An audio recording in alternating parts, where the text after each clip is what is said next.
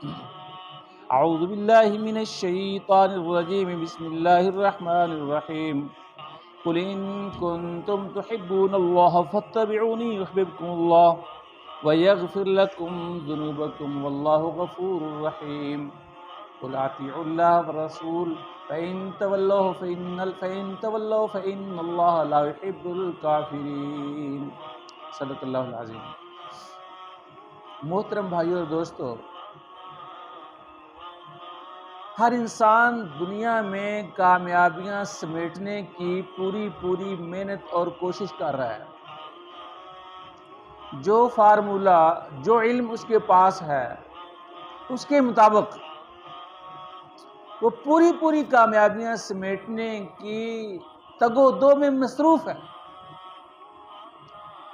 اب سوال پیدا ہوتا ہے کہ کیا ہر بندے کی محنت اس کو کامیابی دلا دیتی ہے؟ ہر بندے کی محنت جو ہے وہ اس کو کامیابی نہیں دلاتی۔ جس کی محنت کا انداز اور رخ صحیح ہے اس کو کامیابیاں ملتی ہیں۔ جس کی محنت کا انداز صحیح نہیں ہے وہ ناکام ہو جائے گا۔ اب ہمارے پاس کیا پیمانہ ہے، کیا ترازو ہے کہ ہم اس بات کو ناپ سکیں، تول سکیں کہ ہماری محنت کا رخ یا ہمارا قبلہ درست ہے یا غلط ہے؟ اس کا پیمانہ ہے قرآن مجید۔ یہ پیمانہ ہے جو اللہ نے ہمارے لیے نصاب اوپر سے بھیجا ہے۔ وہ یہ ایک ہی کتاب ہے جس کی کسی بات میں کوئی شک نہیں۔ اس قرآن مجید نے جو چابی بتائی ہے کامیابیاں حاصل کرنے کے لیے، جس بات کو چابی کا درجہ حاصل ہے، وہ ہے اللہ رسول کی محبت۔ جس بندے میں اللہ رسول کی محبت ہے وہ بندہ محنت کرے گا تو درست لائن کی محنت کرے گا، کیونکہ ساری کی ساری کامیابیاں، ساری کی ساری عزتیں وہ ایک اللہ تعالیٰ کے پاس ہے۔ تمام کامیابیوں کے خزانے وہ صرف اللہ تعالیٰ کے پاس ہیں۔ تو جس نے کامیابیاں دینی ہیں اس سے محبت کرنا ضروری ہے۔ اب اللہ تعالیٰ سے محبت کیسے کرے؟ وہ تو نظر بھی نہیں آتا۔ اللہ تعالیٰ کو کیسے پہچانے؟ وہ کیسا ہے، اس کی ذات کیسی ہے، اس کی صفات کیسی ہیں، کن باتوں سے راضی ہوتا ہے، کن باتوں سے ناراض ہوتا ہے، اس بات کا کیسے پتہ چلے گا؟ اس کے لیے اللہ تعالیٰ نے نبی بھیجے اور کتابیں اتاری ہیں، اور آخر میں آخری کتاب اتاری اور حضرت محمد صلی اللہ علیہ وسلم کو آخری نبی بنا کر بھیجا۔ اب ظاہر میں جو ہمارے پاس چیز ہے وہ ہے اللہ کا رسول اور ان کی کتاب۔ اللہ کے رسول اس دنیا میں تشریف لائے اور ایک بہت بڑی شخصیت ہے۔ مسلمان تو مسلمان ہے، کافر بھی ان کو بڑی شخصیت مانتے ہیں۔ ایک یہودی ہے، اس کا نام ہے مائیکل ہارٹ۔ اس نے 25 برس لگائے اور ایک کتاب لکھی، The Most Influential Personalities of the World۔ دنیا کے 100 بڑے انسان، سب سے بڑے انسان 100، تو پہلے نمبر پہ نام لکھا حضرت محمد صلی اللہ علیہ وسلم کا۔ تو آپ کو ریکگنائز کیا گیا ہے، تسلیم کیا ہے پوری انسانیت نے، یہ وہ شخصیت ہے۔ اور ان کے اوپر یہ کتاب اتاری گئی جس کو 1450 سال ہو گئے، اور یہ کتاب ایک معجزہ بن کے انسانوں کے لیے چیلنج بنا ہوا ہے کہ لے آؤ تم اس کے ٹکر کی کوئی کتاب، لے آؤ سورت، لے آؤ ایک لائن، لے آؤ، تو آ ہی نہیں سکی۔ تو ہمارے پاس جو سرا ہے وہ ہے یہ کتاب، اور جن کے اوپر کتاب نازل ہوئی اس کے ذریعے سے ہم پہچان سکتے ہیں اللہ ہم سے کیا چاہتا ہے اور کیسے کامیاب ہو سکتے ہیں۔ اب دیکھو، اس کتاب پہ عمل کرنا ہے۔ تو سب سے پہلے کتاب جن پہ نازل ہوئی ہے ان کو تسلیم کرنا پڑے گا کہ وہ ایک شخصیت ہے اور وہ اللہ تعالیٰ کے رسول ہیں، اور ان کے اوپر ایمان لانا، اور ایمان ایسا لانا کہ ان سے محبت کرنا، اور محبت ایسی کرنا کہ سب سے بڑھ کر محبت کرنا، یہ پیمانہ ہے۔ اگر ہم اللہ سے بھی محبت کرتے ہیں تو اللہ تعالیٰ نے کیا کہا؟ قُلْ إِن كُنتُمْ تُحِبُّونَ اللَّهَ فَاتَّبِعُونِي يُحْبِبْكُمُ اللَّهُ۔ تم اگر اللہ سے بھی محبت کرنا چاہتے ہو نا، تمہارا دعویٰ ہے کہ ہم اللہ سے محبت کرتے ہیں، تو اس کو معلق کر دیا، مشروط کر دیا، موقوف کر دیا نبی صلی اللہ علیہ وسلم کے محبت اور ان کی اتباع کے ساتھ۔ اللہ سے محبت کا دعویٰ تو ہر کوئی کرتا ہے، لیکن اللہ کی محبت بغیر نبی کی محبت کے ہو نہیں سکتی، اور نبی کے ساتھ محبت کا بھی ہر بندہ دعویٰ کرتا ہے۔ ہر مسلمان الحمدللہ جس کے دل میں ایمان ہے وہ نبی کے ساتھ محبت کرتا ہے، لیکن پوری محبت کس کی ہے؟ اس کا کیا پیمانہ ہے کہ یہ محبت کرنے میں سچا کون ہے، کمزور کون ہے؟ تو اس کا بھی بتا دیا طریقہ، فَاتَّبِعُونِی، میری اتباع کرو۔ تو نبی کی اتباع، نبی کی فرمانبرداری، نبی کی پیروی، یہ نشانی ہے نبی سے محبت کی، اور نبی کی محبت نشانی ہے اللہ کی محبت کی۔ جب یہ کام ہوگا یحببکم اللہ، اب اللہ تم سے محبت کرے گا، نبی کی تابعداری کریں گے، یہ نشانی ہے ان سے محبت کی، اور نبی سے محبت پوری ہو گئی، اب محبت کرے گا ہم سے اللہ، فَاتَّبِعُونِی یحببکم اللہ، اب اللہ محبت کرے گا۔ نبی کی تابعداری ہے نہیں، نبی کی زندگی کو ہم نے اپنایا نہیں، ان کی سنت کی اہمیت نہیں، اور دلوں میں ان کا عشق نہیں، اور دعویٰ کر رہا ہے بھائی جس کے ساتھ عشق ہوتا ہے، جس کے ساتھ محبت ہوتی ہے، اس کو بندہ فالو کرتا ہے، اس کی بات مانتا ہے۔ بات مانتا نہیں اور محبت کا دعویٰ کر رہا ہے، یہ اپنی محبت میں جھوٹا انسان ہے۔ باپ سے محبت کرتا ہے تو باپ کی بات بھی تو مانتا ہے نا۔ والدین کی محبت کرنے میں وہ بچہ سچا ہے جو ان کی بات بھی مانے۔ بات مانتا کوئی نہیں، تابعداری کرتا کوئی نہیں، تو محبت کرنے میں وہ سچا نہیں ہے۔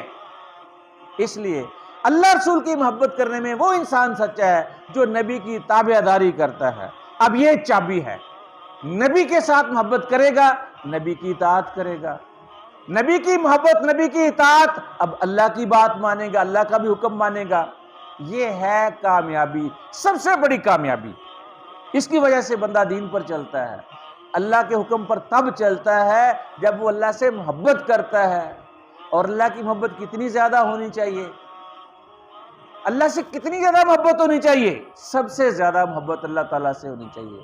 والذین آمنوا اشد حبا للہ، جو ایمان والے ہیں نا وہ سب سے زیادہ محبت اللہ سے کرتے ہیں، شدید محبت۔ عشق کا لفظ قرآن پاک میں استعمال نہیں ہوا، لیکن جو آخری درجے کی محبت ہوتی ہے جس کو عشق کہتے ہیں وہ اللہ سے ہوتا ہے سب سے پہلے، کیونکہ عشق کا لفظ عورتوں کی محبت کی وجہ سے بہت بدنام ہے۔ یہ عربی کا لفظ ہے، عربی کے شاعروں نے بھی اسے بڑا استعمال کیا، لیکن عورت کے ساتھ محبت کرنے میں یہ لفظ بہت بدنام ہے، اس لیے قرآن نے اس بدنام لفظ کو اپنے اندر جگہ نہیں دی، اور اس کی جگہ اس سے بہتر لفظ آیا والذین آمنوا اشد حبا للہ، شدید ترین محبت ایمان والے شدید محبت اللہ سے کرتے ہیں۔ ٹاپ پریورٹی، سب سے بڑی ترجیح وہ اللہ ہے۔ اچھا، محبت کا لفظ اب بہت سنتے ہیں، محبت کرنے کا قانون کیا ہے، دستور کیا ہے، ضابطہ کیا ہے؟ چونکہ عقل والے انسان، دانشمند انسان، وہ ہر کام کو کسی قانون کے تحت کرتے ہیں۔ کس سے محبت کرنی چاہیے، کس سے نفرت کرنی چاہیے؟ اللہ تعالیٰ نے انسان کے اندر یہ جو محبت کرنے کا جذبہ بھرا ہے، یہ بڑا عظیم اور سب سے اعلیٰ جذبہ ہے۔ یہ محبت کرتا ہے جس سے اس کے اوپر مر جاتا ہے، مٹ جاتا ہے، اس کی ہر بات مانتا ہے۔ یہ فیلنگز بہت ہی ڈیلیکیٹ، بڑے سفسٹیکیٹڈ اور بڑے قیمتی جذبات ہیں، ان کو صحیح جگہ پہ لانا، صحیح جگہ پہ استعمال کرنا یہ بہت ضروری ہے۔ اس لیے یہ بھی جاننا ضروری ہے کہ محبت کرنے کا قانون کیا ہے، ضابطہ کیا ہے۔ محبت کے سب سے بڑے ضابطے جو ہیں وہ دو ہیں۔ سب سے بڑا محبت کا ضابطہ ہے احسان۔ عربی میں کہتے ہیں الانسان عبد الاحسان۔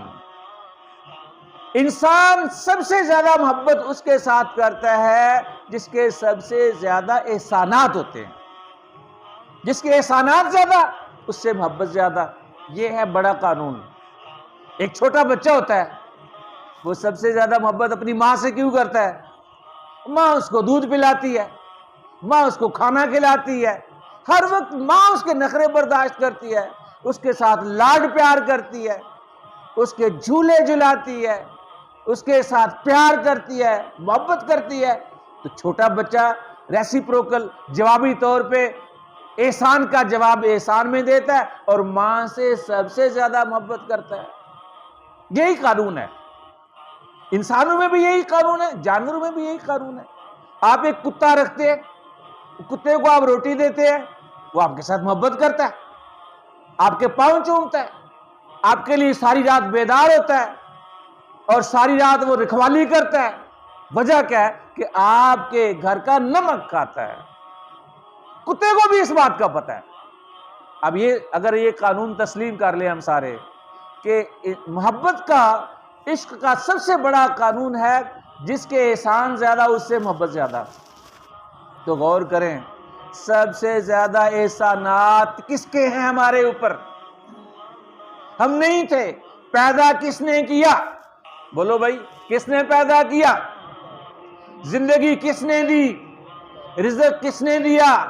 ہمارے لیے اللہ نے ساری کائنات بنا دی اور یہ فرمایا وَإِن تَعُدُّوا نِعْمَتَ اللَّهِ لَا تُحْصُوهَا۔ تم اللہ کی نعمتوں کو شمار کرنا چاہو گے، زمین کے اوپر کتنی نعمتیں ہیں، آسمان پر کتنی نعمتیں ہیں، آسمان سے کتنی نعمتیں اترتی ہیں، تو ان کو شمار نہیں کر سکتے ہو، اتنی زیادہ نعمتیں ہیں۔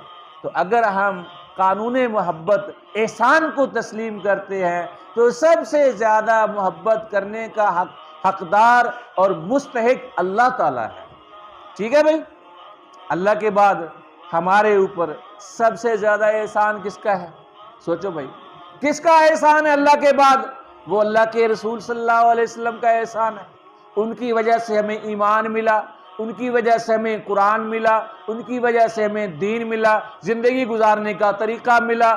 تو اللہ کے بعد سب سے زیادہ احسانات ان کے ہیں، اور ان کے اتنے زیادہ احسانات ہیں، انہوں نے اپنی جان کو، اپنے مال کو، اپنی زندگی کو مسلمانوں کی ہدایت کے لیے، ایمان پھیلانے کے لیے، انسانیت کے لیے کھپا دیا، لگا دیا، سب کچھ جھونک دیا تاکہ انسانیت میں ایمان آ جائے۔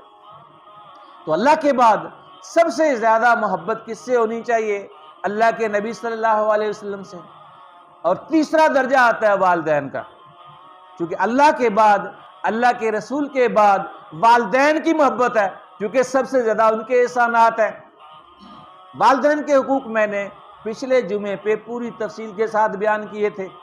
اب یہ محبت کا قانون، الانسان عبد الاحسان، اگر یہی قانون مانا جائے تو سب سے زیادہ محبت سب سے پہلے اللہ سے، پھر اللہ کے رسول سے، پھر والدین سے۔ اور محبت کی دلیل کیا ہے؟ اللہ رسول کی بات ماننا۔ صرف نعرے لگانا کافی نہیں ہے، شور کرنا کافی نہیں ہے۔ اب دیکھیں، اللہ سے محبت ہے تو نماز پڑھنی پڑے گی، اللہ نے حکم دیا ہے۔ اللہ کے رسول سے محبت ہے، نبی صلی اللہ علیہ وسلم کے اوپر درود پڑھیں گے۔ درود کیوں پڑھتے ہیں ہم؟ یہ اپنی محبت کا اظہار ہے، چونکہ انہوں نے سب کچھ لگا دیا ہماری ہدایت کے لیے، تو ہم کم از کم دعا تو کریں، اللہم صلی علی محمد وعلی آل محمد۔ ہم ان کے اوپر سلامتیاں اور رحمتیں اور برکتیں اور نعمتیں اللہ سے دعا کرتے ہیں۔ ہمارے پاس کوئی ایسی چیز نہیں جو ہم انہیں پہنچا سکیں، لیکن اپنے رب سے دعا کرتے ہیں، اے اللہ تو یہ سلامتیاں اور برکتیں اور یہ احسانات ان کے اوپر اور اضافہ کر دے، اور اللہ کر رہا ہے ایسا۔ تو یہ نبی سے محبت کا اظہار ہے، درود پاک۔ تو یہ اللہ رسول کی محبت جس میں آ گئی، وہ اس میں اللہ رسول کے احکامات اور تابع داری آئے گی، وہ کامیاب ہو جائے گا۔ یہ ہے کامیابی کی لائن، یہ ہے کامیابی کی چابی، سب سے بڑی چابی۔ ہم اپنے آپ کو تول لیں، ناپ لیں، کتنی ہم نبی علیہ السلام کی تابع داری کر رہے ہیں، اور اس کے بعد دنیا میں بھی کامیابی چاہیے کہ نہیں چاہیے؟ دنیا کی کامیابی، اس کے لیے بھی محنت ہے۔ حلال طریقے سے دین کے دائرے میں رہتے ہوئے جتنی کوئی محنت کرے گا اتنی اللہ اس کو دنیا کی بھی کامیابی دیتے ہیں۔